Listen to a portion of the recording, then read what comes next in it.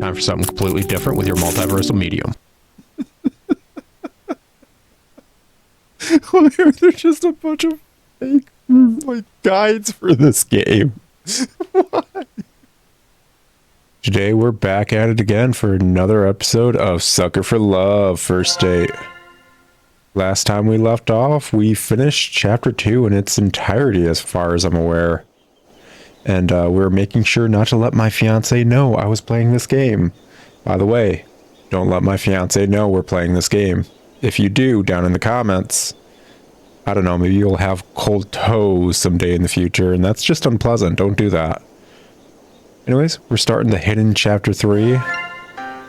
The wonderful, I don't know, cat girl. Chapter 3, Nyarlathotep's catastrophe.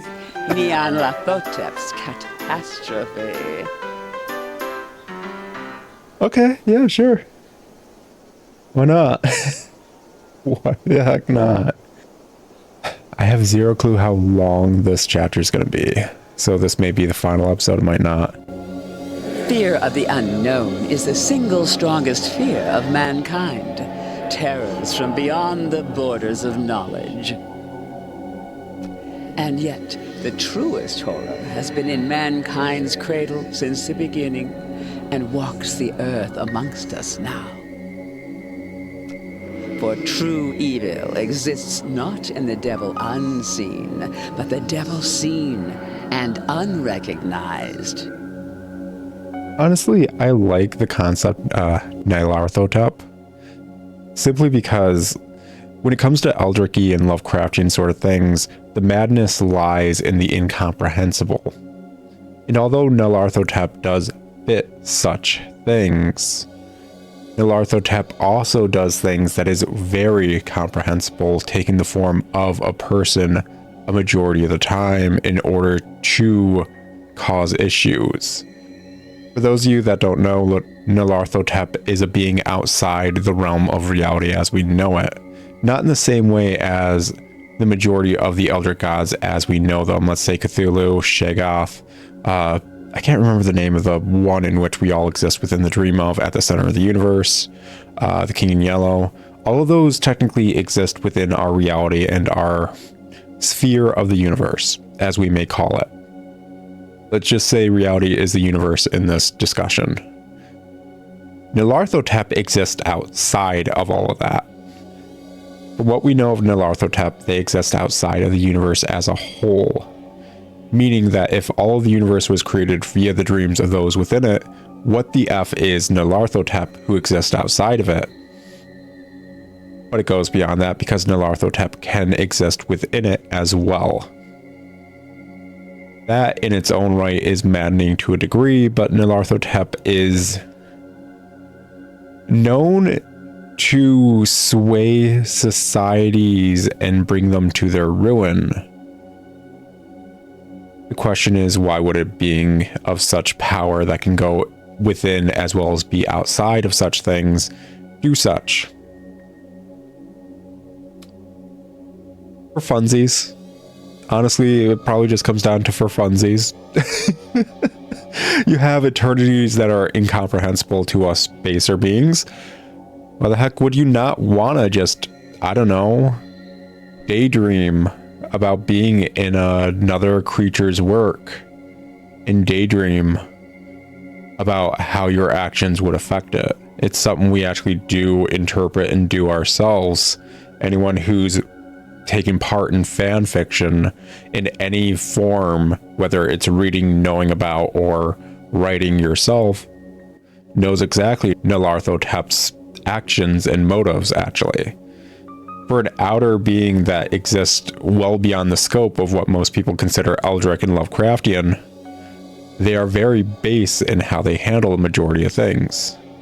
So the quote, "The true devil exists not in the devil unseen, the unknown, in which most people consume and comprehend Lovecraftian, but the devil seen and unrecognized," is very fitting. Enough of a rant, let's get into this. When you meet her, you realize that tucking away the rest of the horrors to the unseen corners of the stars is a blessing. a shade of 1,000 manifestations, each more horrific than the last. She serves only one, whose chaotic and phantasmagorical wishes she obeys with extreme prejudice. But enough about me. Let's talk about you.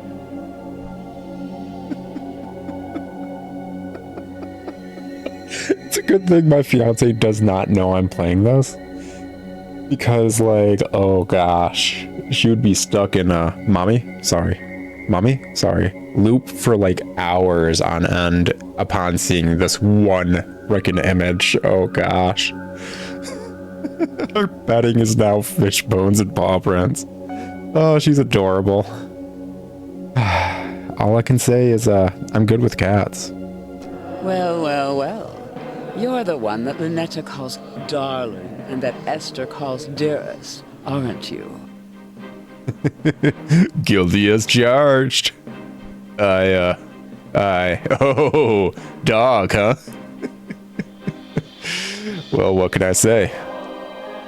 Woof. Am I right? This dread, it's like when I first met Lynetta, but this time it's sustained, like a state of constantly being breathless. She takes my breath away. The very air has become unfamiliar and alien to me. Saturated with infinite malevolence, it is impossible to breathe.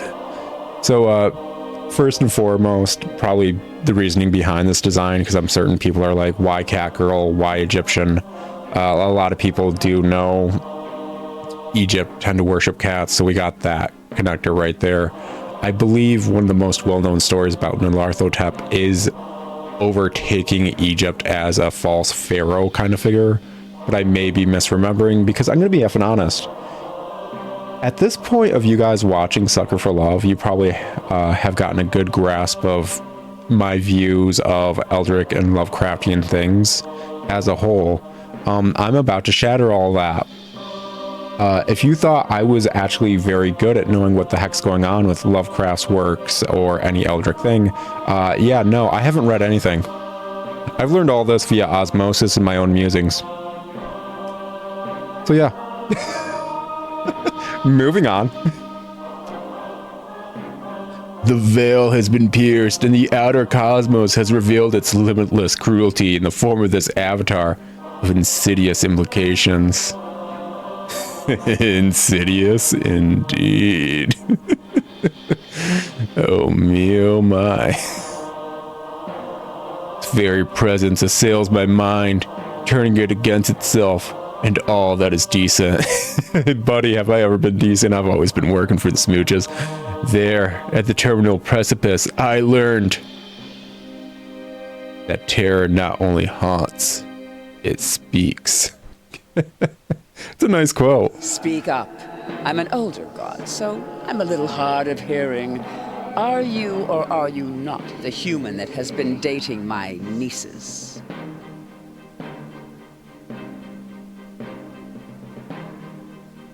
Yes.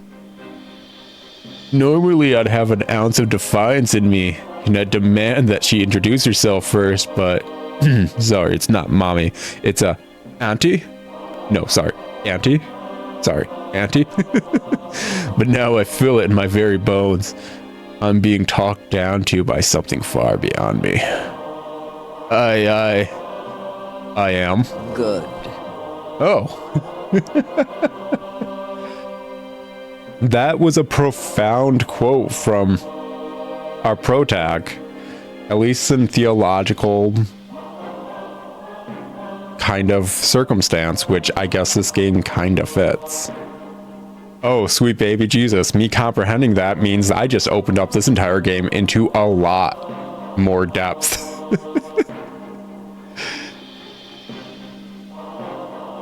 The I am quote seems like nothing at first. That is actually a quote from Judeo-Christianity, actually Christianity as a whole, about Jesus as the Messiah. Was it meant as such? F no. Would it be fun to go down that rabbit hole? Would you like a cup of hot tea? A cold glass of water? I'd prefer a hot cocoa or a cool tea. You're offering me something to drink? In this, the abode of my own in a reality unknown? You've been through a lot. I just wanted to ensure you're at ease for now. Mommy? I'm sorry, Auntie? No, I just meant it's odd for you to be a guest in my room and offer me something. That's what I was saying. Are you certain this is your room? Close enough. The very floor beneath my feet feels mercurial and unreliable, shifting nightmarishly in non-Euclidean vertigo. Reality is what you make of it, and the reality in front of me seems similar enough to my room, so yes. Who are you? Who am I? I am the obscure, the unutterable. I am the clawing chaos. The clawing chaos? I thought it was the crawling chaos. You know what? It's cat version. Clawing chaos is fine. When mankind pushes out into the unknown, I am the unknown that pushes back. Get a bit of a give and take, huh? Seems like I found myself another switch. But just like my troublesome nieces, you can just call me Auntie Nyan Nyan. I'm sorry, could you repeat that? Auntie Nyan Nyan. Woof. Unlike with Lanita or Estir, I can't overcome the unnerving presence overwhelming my senses. I feel violently sick. Never been visited by someone so high up in rank as me, have you? What can I say? I have to look up at you before I can look you up and down, don't I? Totally worth it. Silly question. There's only one that outranks me, and if you had met her, neither of us would still exist. Yeah. Ominous vistas of terror open from every corner of my mind. I want to run, shrieking and wailing, and alas, I've nowhere to go. My, you're still holding on, eh? I expected you to last long enough to chat, but it seems you're nearing your limit. I mean, to be perfectly honest, your visage has me rooted to the spot. Let me offer you some words of assurance. I'm the last outer god you'll ever have to see. And you're the last outer god I'd ever want to see. Because gosh, am I never going to want to look away from that beautiful form. What do you mean? I mean that things are about to return to abnormal. I don't get it. Return to being obscure boogeymen that stalk unbeknownst to their prey. So we're about to have all various realities and timelines fuse into a centralized one that's a bit normalized for those within it, but for such beings as thyself outside, very confusing, akin to dream logic. I picked up on that way too quickly. I read Elder Scrolls lore. I'm sorry. That's okay. Moving on. The veil shall be lowered again until the gate opens and mankind is eradicated. It happens a lot, weirdly enough, in my timelines. In other words, you'll never see me or my family ever again. But you're all so cute. But why? Why? Do you want to split us up? Did you know that even amongst gods there are things that are strictly taboo? Oh yeah, totally. There's a reason humanity and baser beings exist. There has to be a rule set for the higher beings not to completely eradicate them at a moment's notice. I mean, just because you guys did the equivalent of date a flea doesn't mean that that is the most taboo thing. We even have a movie about a human dating a bee. Just so you all know, this game is basically bee movie from the bee's perspective.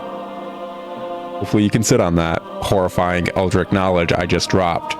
You see, whenever mankind starts exploring too far, too quickly, you accelerate the end of all things.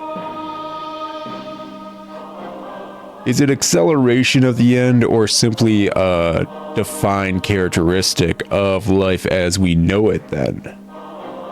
For all life seeks to learn and explore and thus grow. As children of the cosmos, do not we wish to grow within the cosmos and properly fit it? Much like a set of clothes we will soon grow into.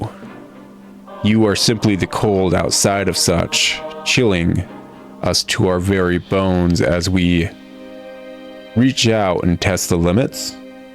Or something, I don't know, deep, profound, and... Listen, lady, you're hot. I can't think well. So we appear to slow things back down.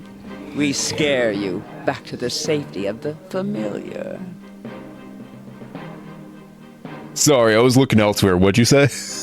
We whisper evils and destructive mantras to the most dangerous of your kind to ensure progress slows.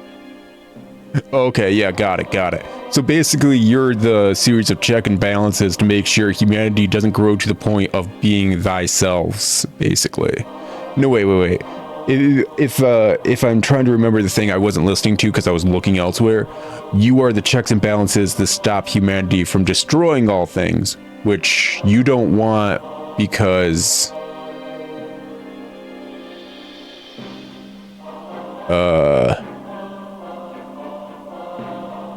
Why don't you want that? Outright, you bring about the end of reality pretty effing easily at the snap of a finger at the end of a ritual. So, humanity growing to the point that it ceases to be by reaching unknowns unfathomable and collapsing in upon itself shouldn't be super bad, unless for some reason it causes harm to you all. Did we just find out a way to fight Eldritch beings? Whatever. Because the longer you stay afraid, the longer you live. I mean, to be fair, it could actually just be the fact they like watching us move around, like watching a bunch of fish in a tank or whatever, and that's why they don't want us to test our limits. To put it simply, once mankind isn't afraid of us anymore, everything will come to an end. Fear's a more complex emotion than you think. I think it's more of a base in shock. And shock can be many things, as we learned in the King of Yellow's storyline.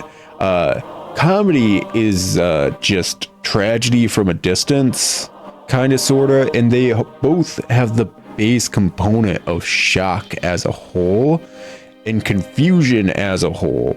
So fear is just how you guys are phrasing it right now, and it's how it's showcased from the perspective of those close by. But as we've already said, this entire Eldritch aspect of everything maddening and horrifying and tragedy through and through from a far enough distance is comedic. So as a whole, you don't need fear, you need surprise. And I'll tell you what's going to surprise me more than anything else. If you could just lift up that, never mind. Humans are doomed to explore, and once mankind makes the last discovery, once mankind reaches the edge of the map, you'll fall off. Auntie Nyan Nyan is very sweet and worried about us. She's nice. So if there's one thing that is certain amidst this infinite cosmos... It wouldn't be infinite if we could reach the end of the map. Don't try me. I played Dagger Spire Falls. I know what an infinite map is because it circles in on itself and becomes a horror map of horrible glitchiness. It's that for all of time, our relationship is shepherd and livestock, as we set the pace to the slaughterhouse. So what you're saying is your nieces are sheep effers. In that context, outer gods and humans being romantically involved is beyond taboo. I mean, yeah. Sheep ever. It's upsetting the natural order and is a conflict of interest, to say the least. I'm not gonna get over that. I really ain't. I'm dropping the voice. I'm not gonna get over the fact that she outright just basically said her nieces are sheep heifers. Now, all of this I can forgive because my troublesome nieces led you astray. Oh, no, they didn't. I led them astray. Did you not see the wool I had? Yeah, I'm not gonna make that joke. That's a really distasteful joke. I know you didn't mean to participate in such a grave taboo, right? So, like, I know you don't have a mouth or anything, but an all-knowing eye and all-seeing and all that can still give smooches, yeah? I guess I didn't know. Good. Then we can work together to ensure it'll never happen again. You're familiar with these books, yes? I had one made for just this occasion. It's glassy. It's nice. If frickin' Lanita's was very schoolgirly and the King in Yellows was very gaudy, this is a working woman's book. And gotta say, woof. Do what needs to be done. Perform the Banish Moo ritual. No, thank you. What will it do? Moo is the bookmaker, so it will prevent Eldritch gods and humans from dating ever again. Moo just wants to see their family get laid and maybe, I don't know, have kids. No more books can be made, and the entity responsible for bridging the gap between our realms will be destroyed. That sounds like a bad ending to me. Our relationship will return to strictly business, in a manner of speaking. Like, but what do I get out of it? I don't Do want. not force me to remind you the grave seriousness of the situation. But you guys are hot. I promise, you've never seen anything like what I can do.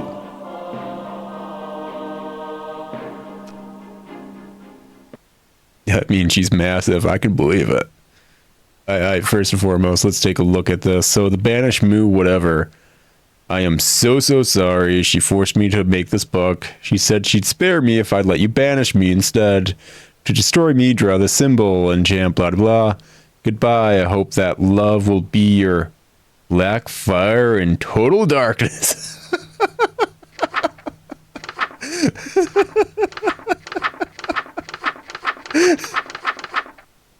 I like the Egyptian hieroglyphs. It's good stuff. So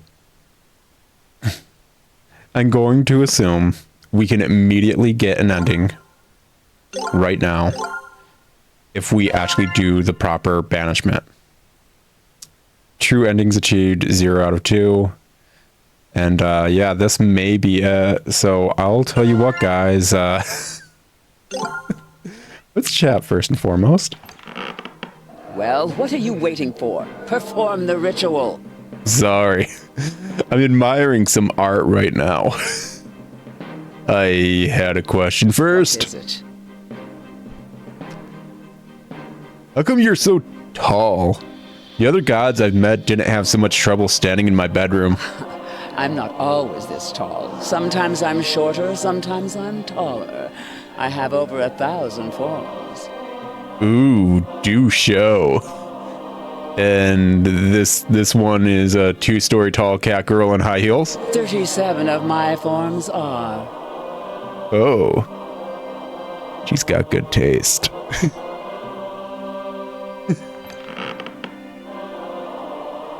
What exactly are you? When it comes to the unknown, trying to explain something is a good way to ensure you'll never understand it.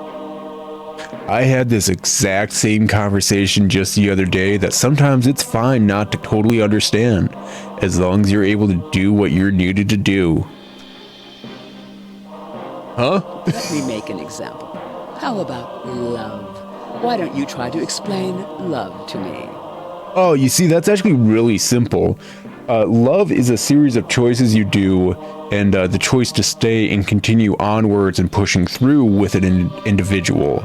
A lot of people actually misconstrue it with the feelings of affection or the desire for lust. But love is what showcases after such feelings and desires may be moved to the side due to real life constraints. Love is the showcase of powering through such things for those you truly care for. That is love, actually. Well, I guess it's like chemicals in my brain that tell me to instinctively pass on my genes. No, man, that's the urge to breed. And now I'm suddenly reminded of a comic that's like, no impregnate, only breed. Is that what it felt like to date my nieces? To smooch them, some mere chemicals in your skull? Like, listen, Auntie Nyan Nyan. Reality is what I make of it, and sometimes reality is a bunch of chemicals in my head. Hell no. Do you see now? The more you try to explain love on a technical level, the further you get from what it actually feels like. And the more you try to understand what I am, the less you'll know. So what you're saying is this deeper I stare into that wonderful eye of yours, the deeper I'll fall into an abyss all-encompassing that is you. Hold me tight. Or loosely. Just don't let go. No, wait, I got freaking that song stuck in my head now. No! What a horrible fate. Hey, You ask far too many questions. Sometimes things are best left unexplained. But I need to know your 3 sizes. We're in Japan right now. Heed this advice. Sometimes the unknown is best kept at arm's length. I mean, as long as your arm's hooked around mine, that's fine. What do you mean? Do you know where time came from? How it started, or why it only moves forward? Oh yeah, actually. So time doesn't exist whatsoever. It's actually space as a whole, and it's our observation of space in movement that we give the illusion of time. Since we can only observe space moving as we too can observe things, we only see time in one direction. But that doesn't exactly mean it does such. Much like how we're able to view movies or video recordings both forward and backwards, outer beings of our dimension would probably be able to view ours forward and backwards. The same thing could be said of us flipping through a comic and so on and so forth. We are simply viewing things in movement and thus time. Wait, what? Not the faintest clue. Completely ignore everything I just said. But you probably wouldn't have any trouble telling me what time it is, right? Even if you don't know what time actually is or where it came from. Sure. Hold up, I need to get my phone. That's what I mean. Arms linked. Me and my family. Arms length. Wait, so I'm gonna have all of you hooked around my arms? I only have 2 arms. That's what she meant, right? Right? I hope it's what she meant. Okay, so obviously there's a lot of endings we could probably work towards right now. Everything's very blue right now. It's nice. I'm blue right now. Dabba dee dabba da. Oh, this is... We're in really deep if washing our face did not change how we perceive the world, actually. That's something that we've noticed throughout every other chapter. Anytime we wash our face, this room is no longer dyed in the shade in which the beings create and the lights they cast. we become more ourselves when we wash our face for but a moment.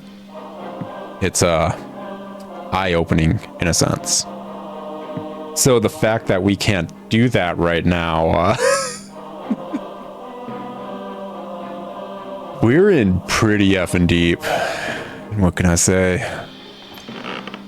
Well, what are you waiting for? If she's the waters, I'm willing to dive right in. What it?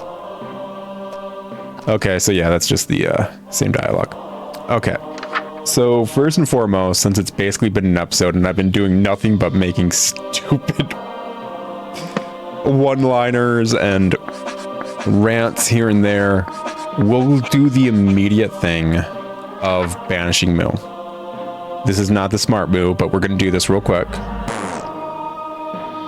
And then we'll roll on back.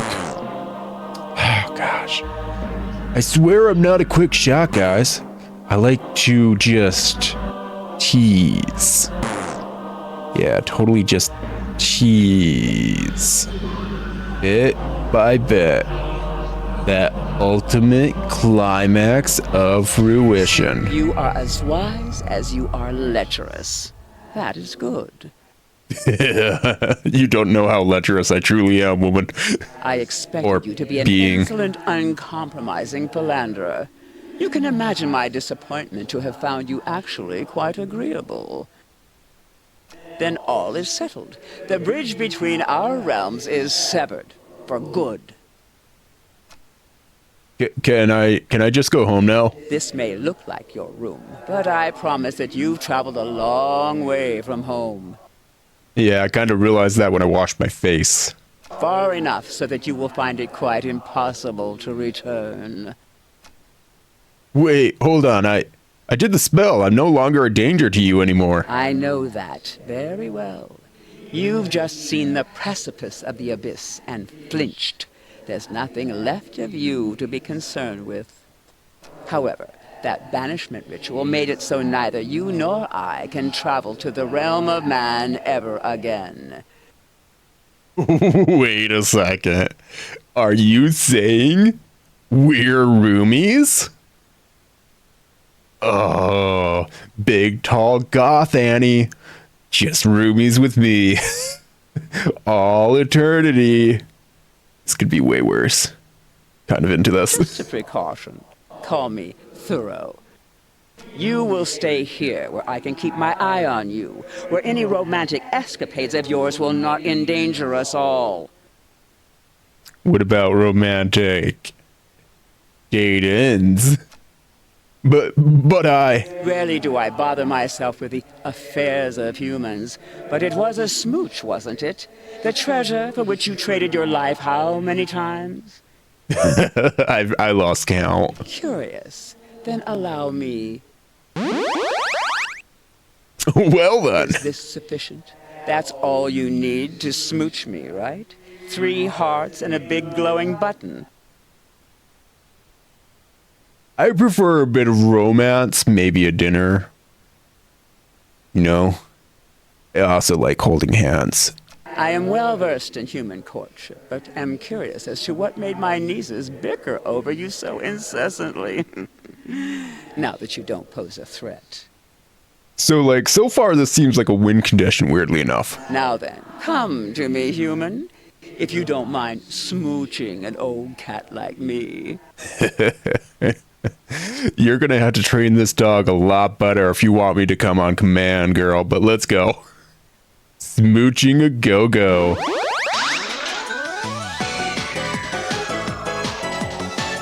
Together forever. Could be way worse.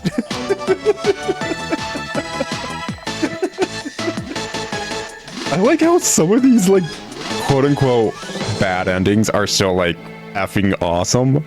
I loved the fact that I pulled in the planet of the King in Yellow for a smooch purely out of pettiness. Okay, guys, it's been an episode. I know I mainly just kind of chatted this episode or whatever, but it's been an episode. Weirdly enough, I don't know if we're going to get an entire episode's worth. So we're just going to kind of continue here and see if this opens up other stuff. Because as we can see, there are ritual objects everywhere. But we'll do this bit hecka quick and go from there. Off. Ooh, total darkness. Lagged a bit. Ooh. Your silhouette is just... Sorry, what? Banished Nyarlathotep? No, thank you. You did think I was going to turn my back on you, did you? We could beat her together. There's still hope for love. Draw this symbol instead.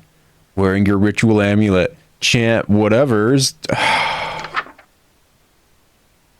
Canterville porosity.